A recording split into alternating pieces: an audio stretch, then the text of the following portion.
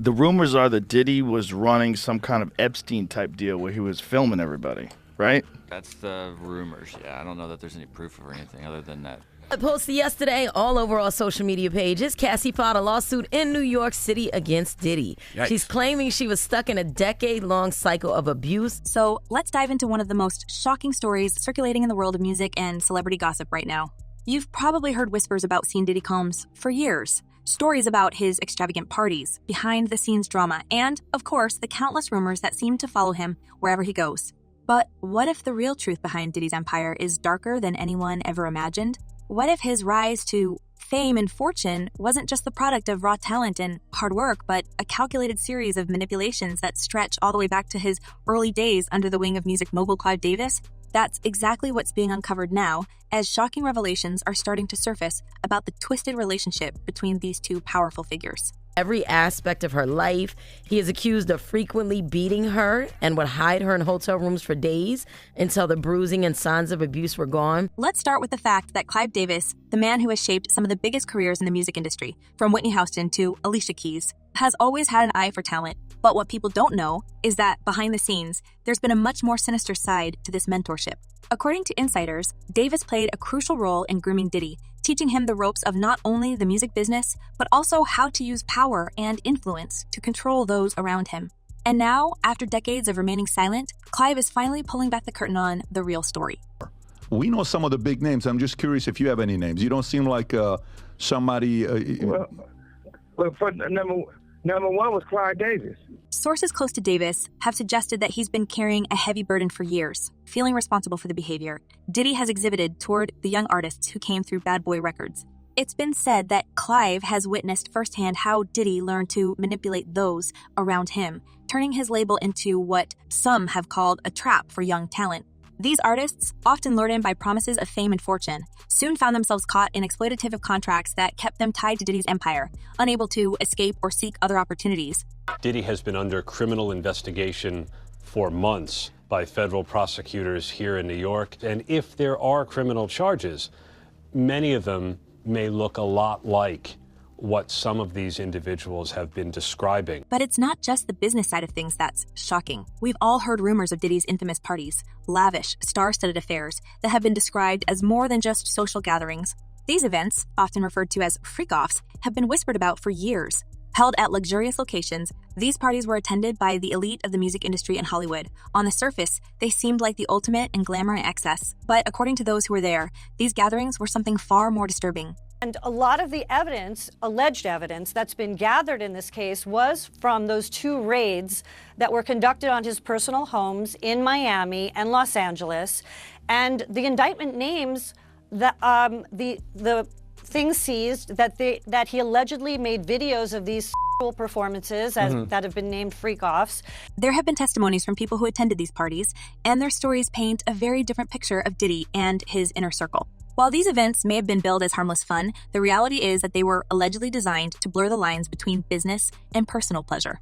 Insiders say that young, impressionable artists, many of whom were just starting out in the industry, were lured into these environments where they were subjected to intense pressure to participate in activities that went far beyond partying. It's been suggested that these parties were used as a way to manipulate and control these up-and-coming talents, ensuring that they remained loyal to Diddy and his brand. Well, that's the interesting part here. And so what the plaintiff in this case did was filed for what we call a temporary restraining order, which would have prevented Diddy, or would prevent him from selling that Los Angeles home. And so we know, or at least we believe, that that TRO was granted to enjoin or stop him from selling that home. And here's where things get even darker. People who have been close to Diddy for years have hinted that his preferences and lifestyle choices have played a big role in these parties, with certain elements kept hidden from the public eye. It's been said that the purpose of these gatherings wasn't just to have fun, but to create situations where attendees would feel indebted to Diddy. Whether it was through compromising situations or by fostering a sense of loyalty that bordered on dependence, Diddy knew how to keep people close and how to make sure they never strayed too far from his control. Well, if he really was filming everybody, I mean, he had a lot of people at those parties, right? One of the most shocking testimonies comes from none other than Usher, who, back in 2016, dropped some bombshells in an interview with Howard Stern. Usher, who was still very young when he was sent to Diddy's so-called puffy flavor camp, described his experiences in ways that left many listeners stunned. He talked about seeing things that, at the time, he didn't fully understand, things that, looking back, seemed far more questionable than just innocent fun. Usher's words gave weight to long-standing rumors that these camps were much more than simple artist retreats.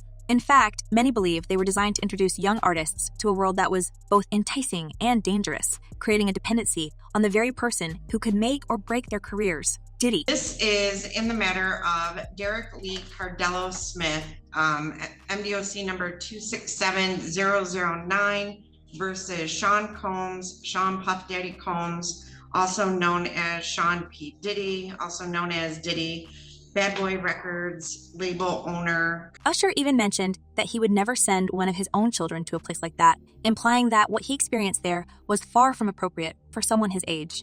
And that's just scratching the surface of what went on at these so-called camps and parties. Other insiders have hinted at far more troubling activities, but few are willing to go on the record. There's a palpable fear among those who were involved with Diddy over the years, a fear that if they speak out, there will be consequences. But the fact that more and more people are starting to come forward suggests that the walls are finally starting to close in. If you add all that type of stuff up, and you'll see how the industry been built on the secret rooms. As for Clive Davis, it seems that he's reached a point where he can no longer stay silent. Sources say that Davis has been quietly distancing himself from Diddy for some time now, and while he's been reluctant to speak out publicly, those close to him have indicated that he's been deeply troubled by what he's witnessed over the years. Davis is said to have a profound sense of guilt, feeling as though he played a role in enabling Diddy's rise to power, and by extension, his alleged manipulation of countless young artists. Some problems that the defense has brought up originally, but it seems like, just from reading this 14-page indictment, that there is enough physical evidence to perhaps get a conviction in this case. We shall see. These are allegations. There are rumors swirling that Davis has been wrestling with this guilt for years, and that he's recently confided in close associates about his feelings of regret. Clive has seen enough, one insider claimed. He's watched Diddy get away with too much for too long, and now it's all coming to light. The question is, why now? Why is Davis choosing this moment to finally speak out? Some say it's because he's reached an age where he no longer feels the need to protect his legacy at the expense of the truth. Others suggest that the growing number of accusations against Diddy from former employees, artists, and even ex-girlfriends has made it impossible for Davis to continue looking the other way. For the purposes of financial gain for those who have access to her estate, including Clive Davis. What makes this even more complicated is the personal relationship that Davis and Diddy reportedly shared. For years, there have been rumors about their connection, with some even suggesting that their relationship went beyond professional mentorship. While neither Davis nor Diddy has ever publicly addressed these rumors, the whispers have persisted, with some claiming that their close bond played a role in Diddy's rapid rise to fame. Davis, who came out as bisexual in his memoir, has been open about his relationships with both men and women, but his connection to Diddy has always remained shrouded in mystery. Now, with Davis reportedly speaking out about the darker side of his protege's empire, the nature of their relationship is being called into question once again. Was Davis simply a mentor who helped shape Diddy's career, or was there more to it? And if there was more, how did that dynamic influence the way Diddy wielded power over those around him? These are the questions that people are starting to ask, and the answers could shed new light on the complicated world of power, influence, and control within the music industry. I was concerned. I was totally straight. Until through my second marriage. I've got 4 kids and grandkids. But what's most disturbing is the suggestion that Diddy's alleged manipulation of young artists wasn't just about business. It was personal. The stories that have come out about the way he controlled the people around him paint a picture of a man who thrived on power, using his wealth and influence to keep those under him in check. And for many of these young artists, their careers and even their lives were irrevocably damaged as a result. These are all allegations that have become shockingly familiar against Diddy in recent months, as he has faced lawsuit after lawsuit from women and men who have accused him of all manner of bad behavior. Take, for instance, the tragic case of former Bad Boy Records artist Rodney Lil Rod Jones. In late 2023, Jones filed a lawsuit against Diddy, claiming that he had been repeatedly exploited during his time working for the mogul. According to Jones, Diddy subjected him to a series of humiliating and degrading experiences, all under the guise of mentorship. Jones alleged that Diddy would make unwanted advances toward him and force him into compromising situations, all while dangling the promise of fame and success in front of him. Jones's lawsuit also touched on the culture of fear and intimidation that Diddy allegedly fostered within Bad Boy Records. According to the lawsuit, Diddy would use his power to silence anyone who dared to question him, and those who refused to play along were swiftly cut out of the inner circle. Once Cassie was paid off, I knew there'd be a ripple effect, said Derek Parker, a former NYPD detective who was part of the so-called hip-hop cops unit. People started thinking, if she got paid, I'm going to get paid. I'm going to get paid, and Diddy has a past that a lot of people know about. Indeed, after settling with Cassie in November 2023, several other individuals came forward with similar claims, ranging from artists to former employees who had been part of Diddy's inner circle. And while many of these stories have yet to be proven in a court of law, the sheer number of accusations has raised serious questions about how much longer Diddy can maintain his public image as a savvy businessman and philanthropist. And Stacey, you say today's indictment reads like a mob indictment. What was most shocking to you of all these allegations? Yeah, the fact, Jake, that the government in this indictment presented evidence alleging that Sean Combs was running a criminal enterprise. And that's just the beginning of the revelations. People are starting to wonder if Diddy's empire, built on music, fashion, and entertainment, is more smoke and mirrors than genuine success. Clive Davis, who has been a gatekeeper in the industry for decades, may have played a pivotal role in creating the image of Diddy as a mogul, but it's becoming increasingly clear that the real story is far more complex, and far more disturbing. As Davis continues to distance himself from his former protege, many are speculating that this could be the beginning of the end for Diddy. After all, when one of the most powerful men in the music industry starts to speak out, people take notice. And with the growing number of lawsuits and allegations piling up, it's hard to see how Diddy can come out of this unscathed. But what's even more troubling is the broader implication of these revelations. Diddy may be the focus of these stories, but the truth is that the exploitation and manipulation of young artists is not unique to him. For years, the music industry has been plagued by stories of powerful executives taking advantage of their position to control and exploit those beneath them. Diddy may just be the most high-profile example of a much larger problem. Never apparent to me, any meeting I had with her, any interchange I had with her, she was on top of. As we move forward, the question remains, how many other young artists have been caught in this system? How many careers have been derailed because they crossed paths with someone like Diddy? And perhaps most importantly, will these revelations finally lead to real change in an industry that has long operated in the shadows? These men in the industry don't consider themselves gay. They consider themselves mess with women. One thing is for sure, this is just the tip of the iceberg. The story of Diddy and Clive Davis is far from over, and as more people come forward with their stories, the full extent of what really went on behind the scenes is sure to shock even the most seasoned industry insiders. Now, let's take a step back and think about how far these scandals really reach. Because honestly, this isn't just about Diddy anymore, it's about the entire industry. What if Diddy's behavior is just one piece of a much larger, darker puzzle that's been lurking in the music world for decades? We're talking about a circle of some of the most powerful names in music, all playing the same game, manipulating young talent, trading favors, and maintaining a tight grip on the industry. And the more you dig into it, the more you realize that the way Diddy ran Bad Boy Records might just be the tip of the iceberg. Well, all due respect to Puffy, you gotta realize one thing. He didn't start off like that. I'm quite sure somebody taught him that, and that's more deep in the industry. You see, Diddy's rise to the top didn't happen in a vacuum. He wasn't the only one using his influence to control the careers of young artists. Other moguls, think Jay-Z, Dr. Dre, even some behind-the-scenes executives, are rumored to be part of this elite circle. These are the gatekeepers, the ones who decide who makes it and who doesn't, and they didn't get to where they are by playing fair. Let's take Jay-Z as an example. He's another one of those figures who's managed to build an empire, seemingly from the ground up.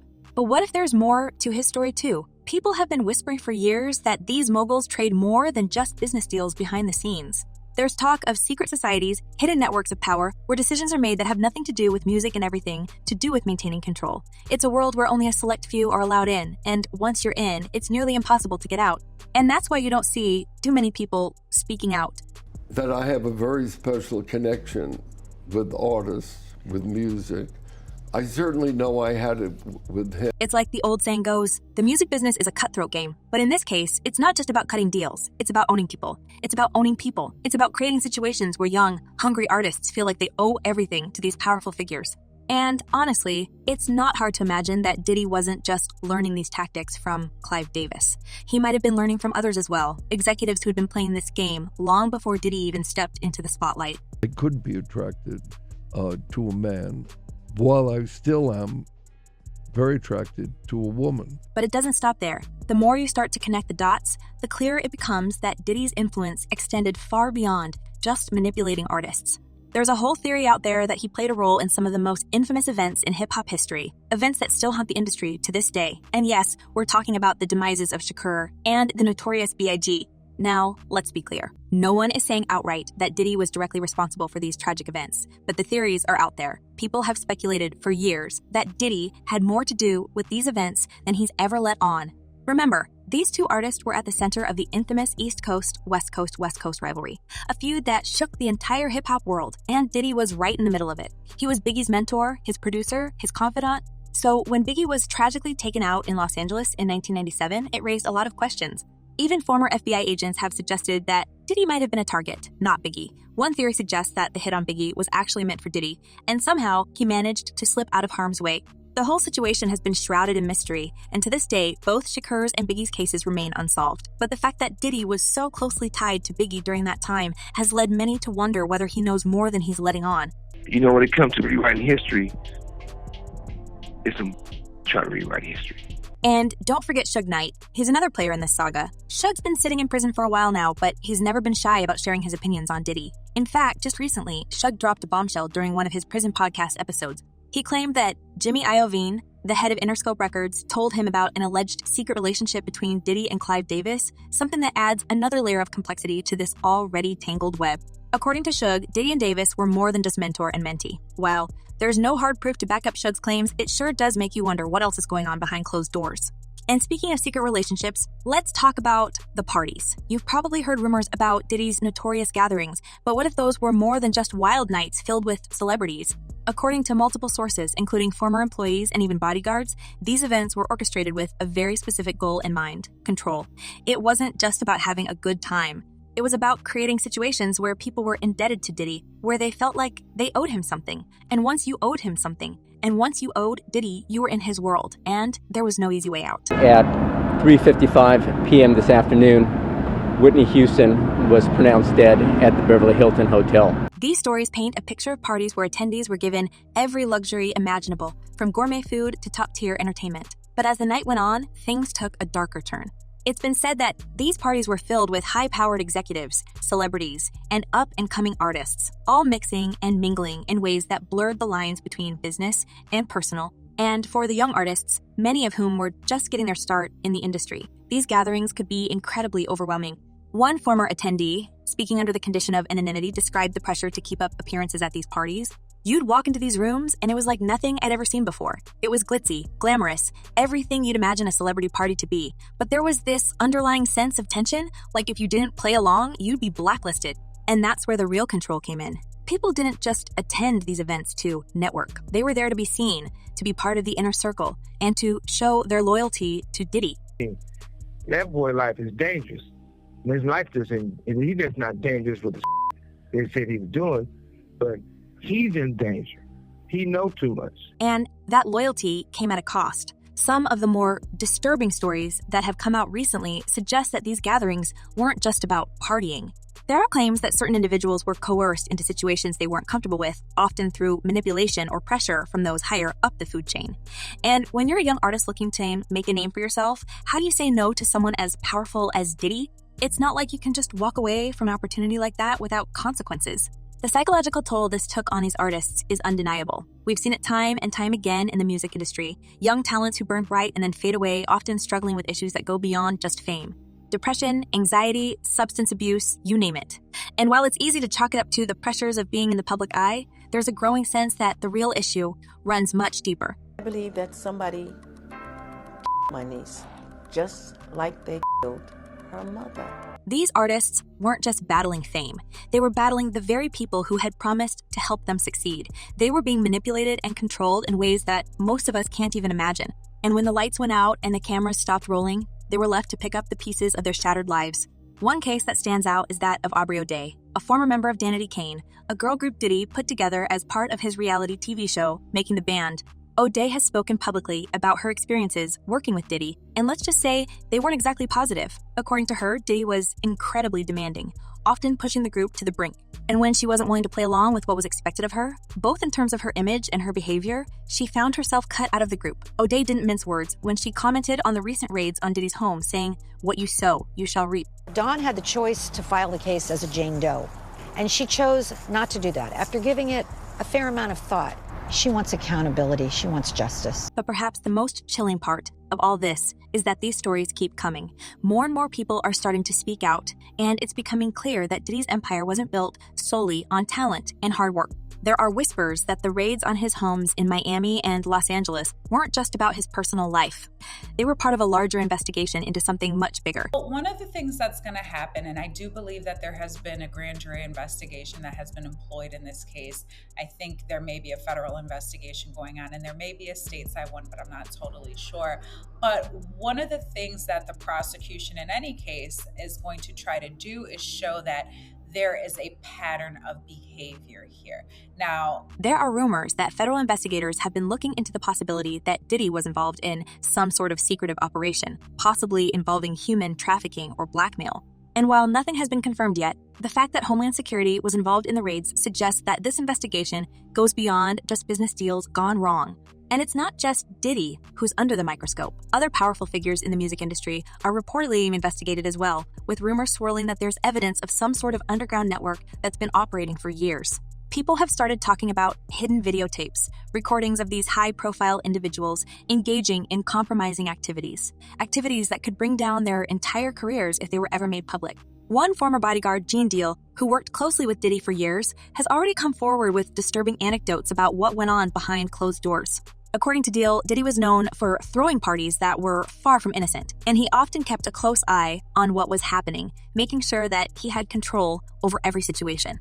Deal has even hinted that Diddy kept recordings of these events, though no one has been able to confirm whether those tapes exist. But the fact that these stories are coming to light now, after years of whispers and rumors, suggests that there's more to come. And if the allegations are true, it could mean the downfall of some of the most powerful figures in the music industry. What is next? Is he going to be in jail in this facility until the trial begins? Is there a chance he could, get moved earlier than that? As of this moment, as of this hour, as of today, yes. But of course, as I mentioned earlier, they're going to be appealing this thing next to the Second U.S. Circuit Court of Appeals to overturn the judge's order here to try and get him actually released to his mansion. As we wrap up, it's impossible not to wonder, how deep does this go? How many young artists have been manipulated and taken advantage of by people like Diddy? And how long has it been going on? And most importantly, will these revelations finally lead to some sort of accountability, or will the powerful continue to operate in the shadows, untouchable by the law? And if he's allowed to go through with any of the sales, I won't be able to recoup any of my monies or anything from him as a result of any possible judgment in this action, if he's allowed to proceed with it.